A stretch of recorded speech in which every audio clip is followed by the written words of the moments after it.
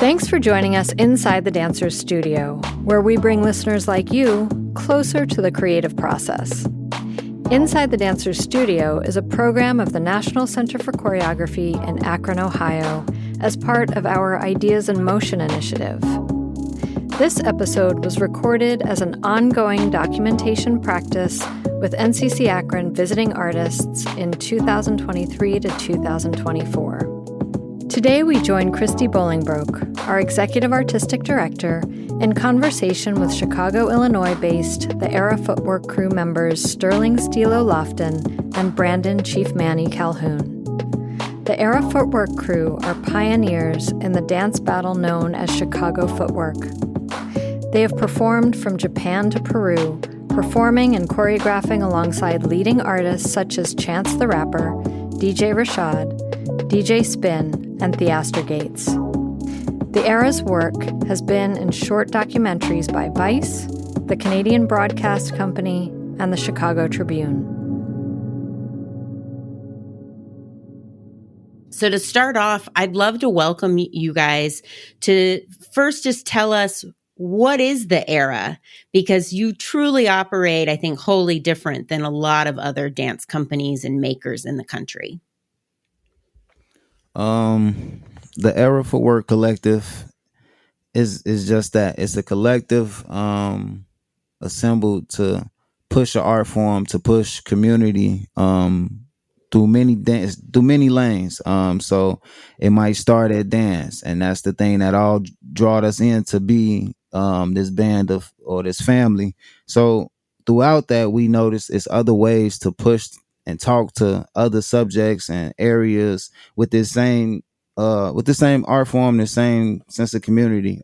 So in a sense, it's just like pushing this art form to the end throughout fashion, throughout music, throughout film. But the root of it is Chicago Footwork, which was a dance that originated on the west side of Chicago in the late 80s or early 80s, late 80s into the 90s, and so on and so forth. Fabulous. That so perfect. I don't know, Chief Manny, did you want to add anything?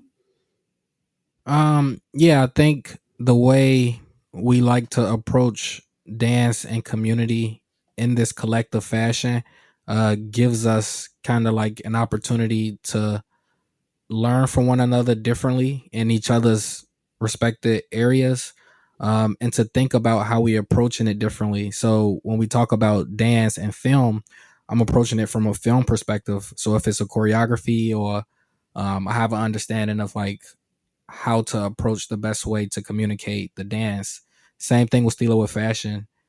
If it is, if like, cause sometimes dancers go and get their costumes made from other folks, but from somebody that got like a better understanding, a deeper understanding of just fashion in general to the public, but also what we'll be comfortable with wearing, I think it adds and pushes both areas of what we're doing, and then being able to all give feedback and all have opinions and ideas about what it is we're doing. Sorry about the P words. Opinions and ideas. And I think it just pushes what we're doing.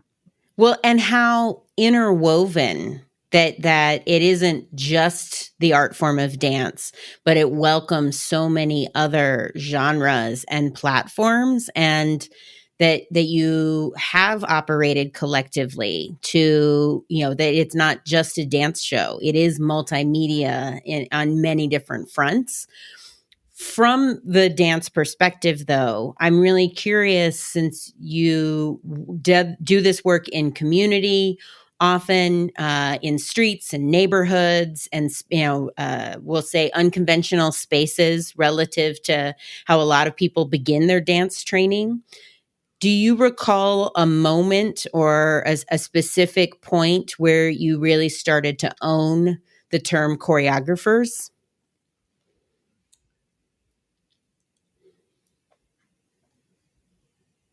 I think during the journey, and even still now, It's hard to say because at a point where I thought we were choreographing and understanding, I can look back and at that show and be like, okay, we came a long way in terms of understanding what a complete show is like. So we've always choreographed our routines and dance move. But when it comes to like putting on an entire show or production, I think it's still kind of like a long journey. But I would say something that really pushed us to the next level was being able to go away to Martha's Vineyard for 2 weeks and be together for, that amount of time, dancing, learning. I think that kind of pushed us to another plateau or another level of how we approach our choreography. Yeah. Yeah, I totally agree with that. Cause like you said, we look back and it's like, okay, that's not it.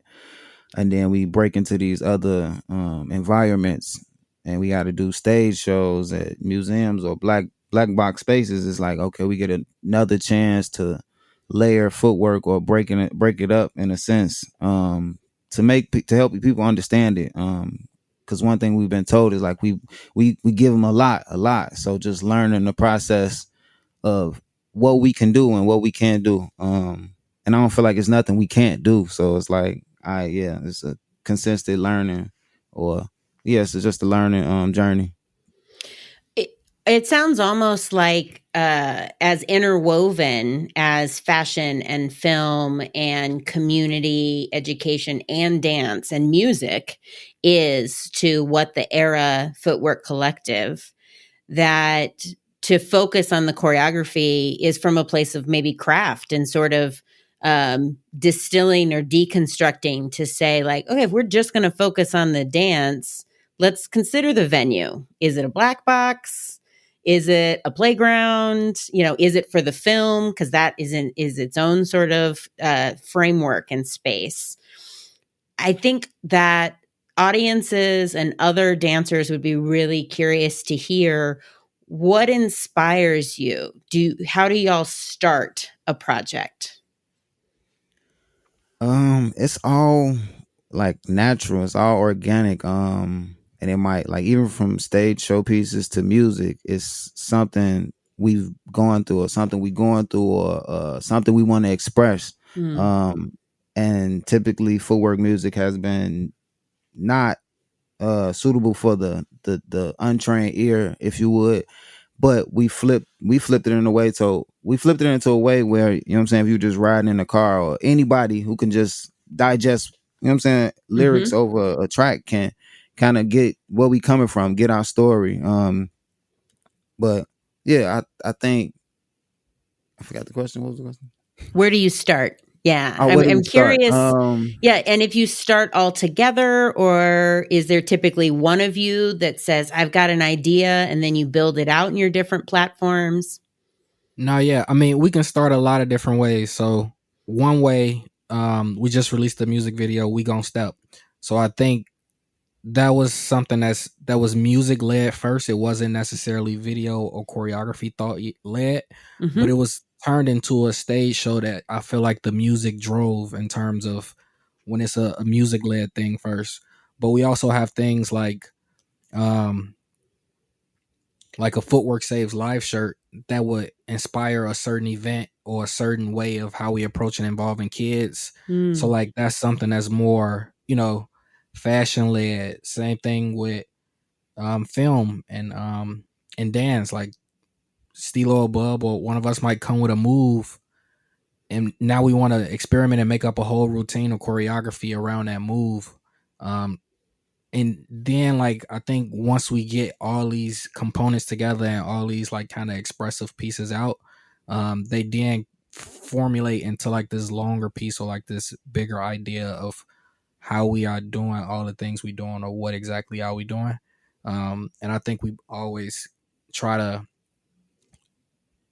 put them together, or keep them together, so that you can see how they all like complement each other. So if it is an event where For Work Save Lives shirts are, kind of like a highlight of them, now we are having kids perform, and we're thinking about teaching kids, and it's all kind of coming together, I think, in terms of some things leading the way first, Mm-hmm. whatever that may be, but then it all kind of comes back together to one thing, if that makes sense. Yeah, I mean it's we've talked about this a little bit, that it is a life, not just a lifestyle. And so sometimes you don't know where you're going to begin. What I'm also hearing is that a lot of it is in response to the context or the environment. If you are working with the kids, or if you have an idea that you don't have to wait to work on a film because you're like, great, we can start here. Instead of saying, well, we make the stage show first and then we make a film afterwards.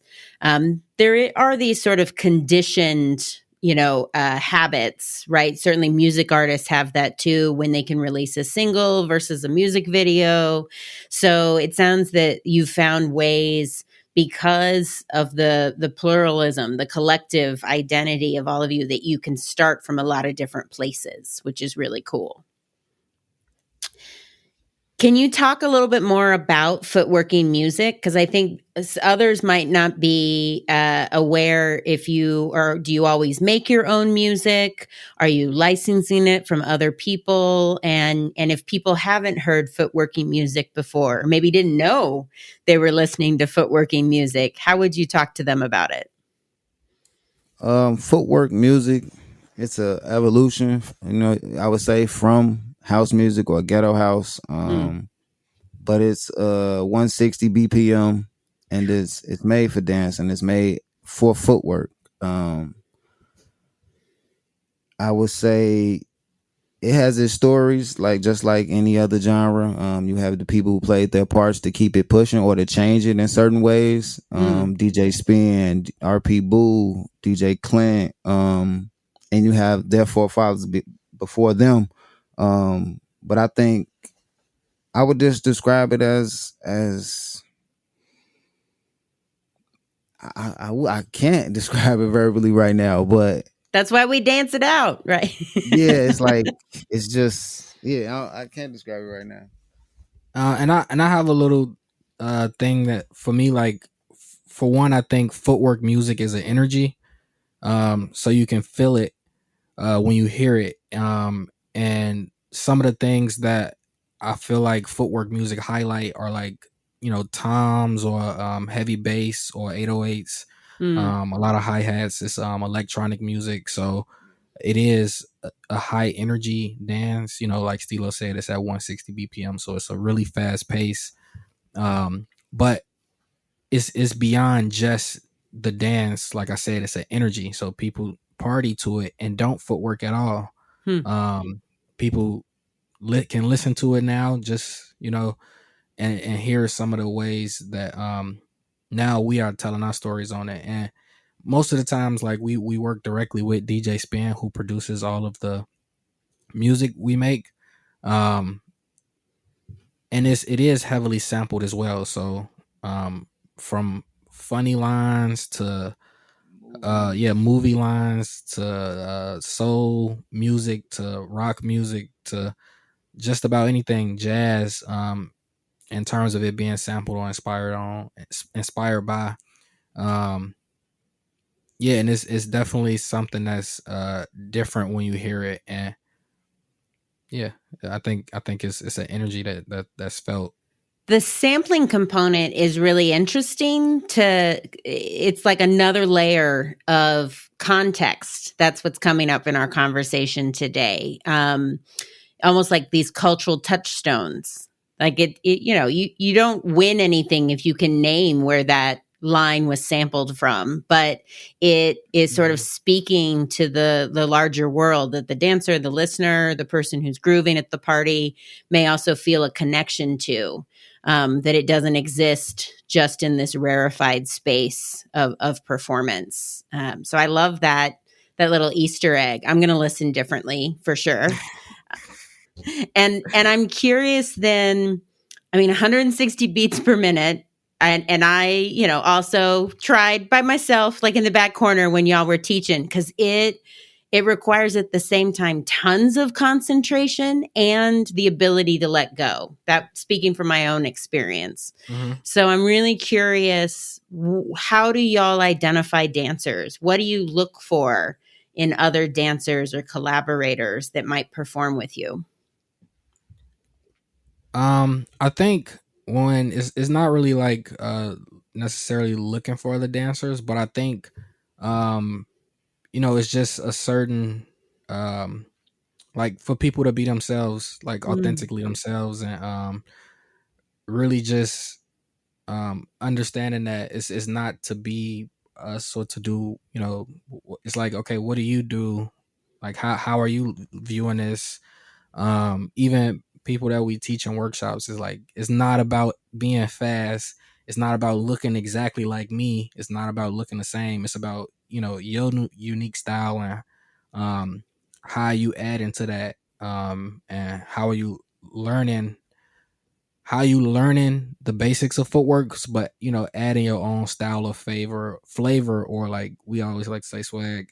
When you dance, like you gotta have your own swag.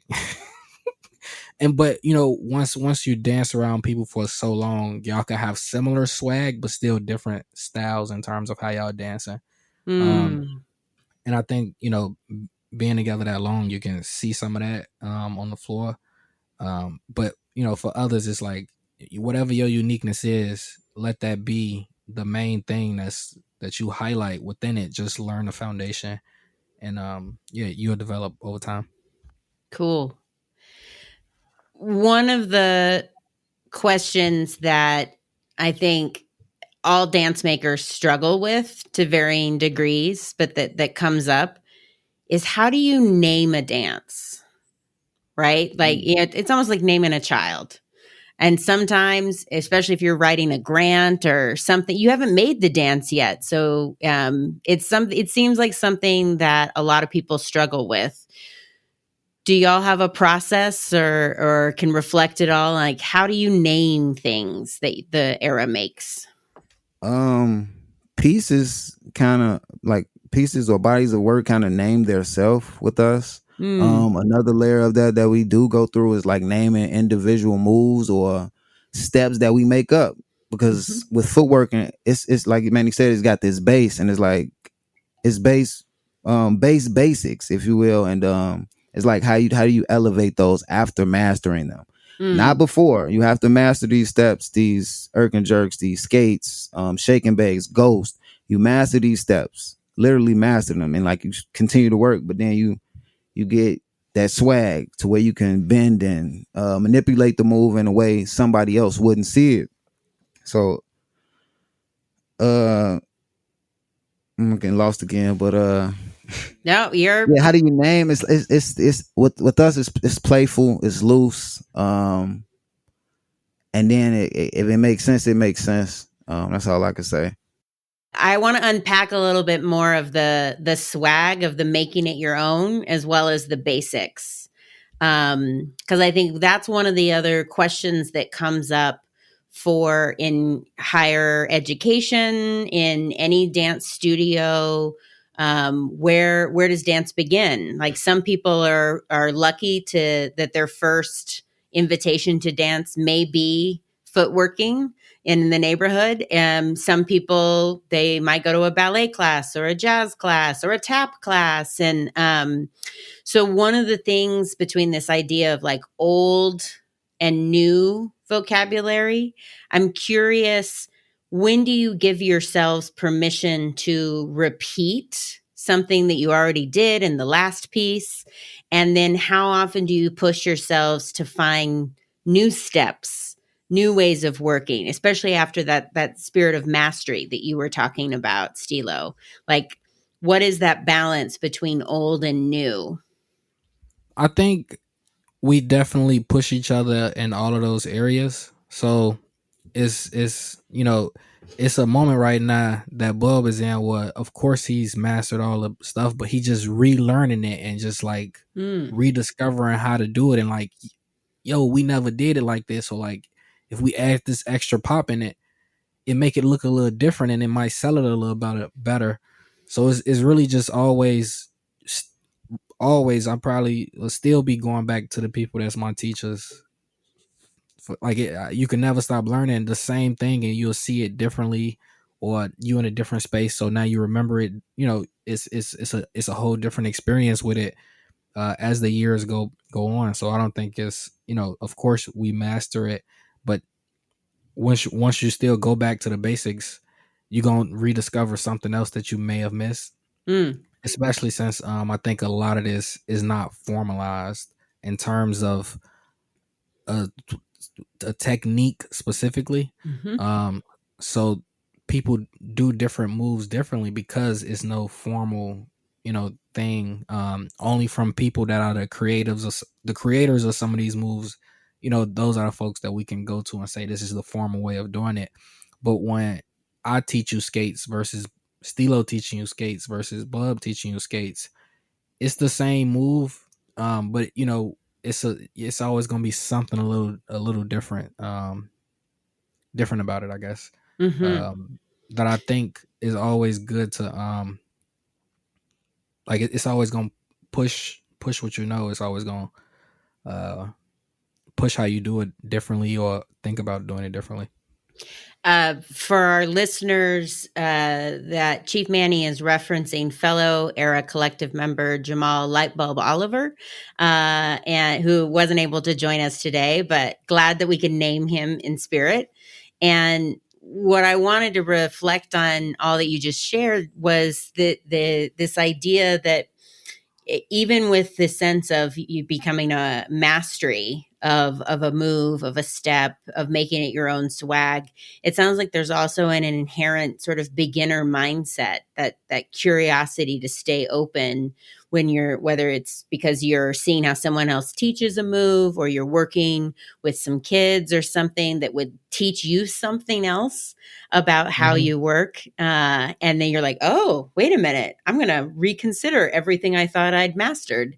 And that keeps it fresh for you too. Does that sound apt? I mean, yeah. I mean, it's also just like being some of the first dancers to age in footwork in terms of professionalism or performing. The way I looked when I was 15 and the way I move is completely different. And yeah, it's never just really been like a guide, I guess, essentially for when you get 30 or when you get like 40 and you all still performing. Like, we're gonna have to do the moves differently. You're gonna have to think about how to do it differently. And it's that's the space where it's like, okay, you got to keep going back to the basics, or you got to keep relearning or reinventing yourself, because you have to keep learning, you have to keep growing. Even if you mastered it now, how do you master it at 45 and continue to move the way that feels consistent enough with the dance? Or just never thinking that that's it, because you're gonna always have to reinvent yourself. Yes, I love you naming that you're also part of a generation, the first to age through footwork too. That's so important. One more, two more questions. One, I think that speaks not only to dance makers, but anyone who has tried to be creative, who makes that an effort, whether it's, writing a story, facing the blank page, or starting from scratch on a new dance work or project. Sometimes we have other deadlines, so we know we have to get there and get it done. We said we were going to premiere it on a certain day, or we have to turn it in by a certain time, but you're not feeling it, right? Like the creativity isn't coming, or the motivation isn't coming. Can you identify with that at all? Is there anything that you do for yourselves or together as a collective to get out of a rut, to find that freshness again? I could speak for myself first. So I know that's definitely happened to me, personally. And working through a deadline specifically, and it being something, and if it's not like the thing I'm most proud of, I know I just got to revisit that work. That's for when it's a deadline, but it's times where there's no deadline and I'm just like in no man's land. That's a good way to describe it. Yeah, especially because we are so trained, I think, as a society to meet deadlines, to meet that finish line. And so there can be so much freedom without them, but you could also sort of languish in no man's land. Yeah. I mean, and you could drift off that for a while, but if you put so much into it, you know that you will never be able to let it go. So you gotta kind of complete it, and you just gonna be in that phase until you complete it in your life. So it's like that's a chapter in your life that you gotta completely get through, not just within the craft, but within what you're going through in real life, and then you will be able to move forward. Is how I feel in terms of whatever project you are, you on. Like you can't complete it because it's something in life, that's throwing you off balance where you can't get it. So until you get it right in totality, and you could be in that space for 10 years, it happens to artists all the time who like making an album or a project and they just like can't get through it. It's a real thing. It's just, a matter of like the timing, what's going on in your life, how are you balancing that so that you can push out that creativity. Because I mean, it could be. That's the humanness too, right? What do you think, Steelo? Have you had to face a creative rut and press on? For sure. All facts dropped by Chief Manny. All facts. But I think one of the things that helped me is just having this band of brothers around or this team around that I could bounce ideas off of, or they gonna come to me and bounce an idea, and it's like, all right, it's gonna spark something else. So yeah, that's something that helps me. But he dropped all the facts for sure, and it's the team, it's the people you have around, and believing. I love that reminder also of the team. In my opinion and lived perspective, I think most 20th century celebrated dance makers and companies were a very single choreographer company model. And there were collectives then, but they were few and far between. And I think that's one of the many reasons that excites me about the era and the work that you're doing now is not only the work, but it's a different way of working and that sense of community when the deadlines aren't coming or the creative muses aren't speaking, and that you can say, oh, wait, I'm not alone, and riff off of each other and find an alternative way forward. It's very exciting. For sure. I've got one more question. I am curious, since you are aging through footwork or growing up, I'm curious about what's the best piece of advice that you have received and or would want to pass on to anyone who is trying to carve out their own creative life. I think I got a couple things. The first one would be the work never stops. The work never ends. Like it's always some work to be done on yourself, on your craft. And secondly, noticing the space you're in at that present moment. It might not be at the very bottom. It might be at the middle. It might be at the top. But just being in that moment, realizing what's what, realizing you might have manifested exactly what you needed right in that time, but you still looking forward or looking backwards, so you don't really notice it. So one, the work never stops, and like be present in the time and the space and the levels that you're at to get through. Thank you, Steelo. Anything to add, Manny? No, definitely just to echo what Steelo said, especially in terms of being present, just recognizing that that's where you at in life within your story, and it's up to you to move forward or not in this moment, because that's the only thing that's going that's the only thing that's going to keep you grounded in like where you at. And you would know about the decisions you making if that's who you are in this moment, what you see yourself to be. So if that's the things you're not doing, then it's like being aware of that in this moment. I love that. Thank both of you for being present and taking a moment to pause and share your experiences and perspective with me and with NCCAkron audiences. Really appreciate it. Thank you so much. Have a great day.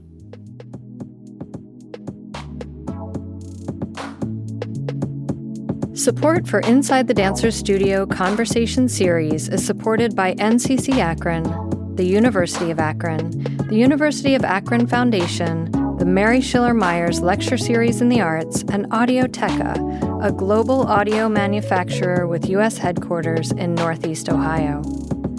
Our podcast program is produced by Jennifer Edwards. James Sleeman is our editor. Transcription by Arushi Singh. Theme music by Flaco Torres. Cover art by Micah Kraus. Special thanks to Laura Alicott, Sarah Durham, and Will Blake. To learn more about NCCAkron, please visit us online at nccakron.org and follow us on Instagram or Facebook at NCCAkron. We hope you enjoyed this episode, and we encourage you to subscribe on your favorite podcast streaming platform by searching for Inside the Dancers Studio. Thanks for listening, and stay curious.